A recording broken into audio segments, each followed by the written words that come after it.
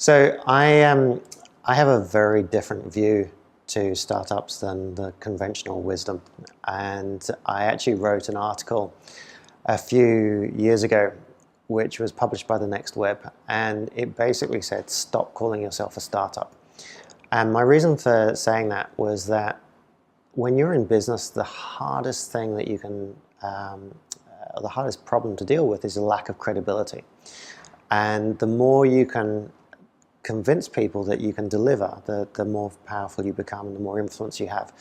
So the minute you define yourself as a startup, you instantly lose all credibility in the eyes of the market.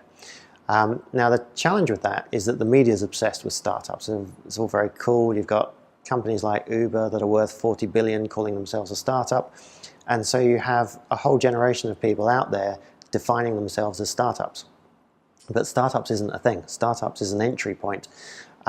Everyone I know that has successfully built tech companies don't call themselves startups. They say, you know, even if the business started yesterday, they'd say, we've been working on this for 20 years, and me and my team, we've got a team that's been thinking about this problem for 40 years, and we know this industry well, to try and build credibility.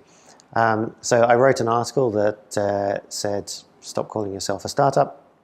It was very widely read, and now I don't get invited to speak at startup conferences anymore.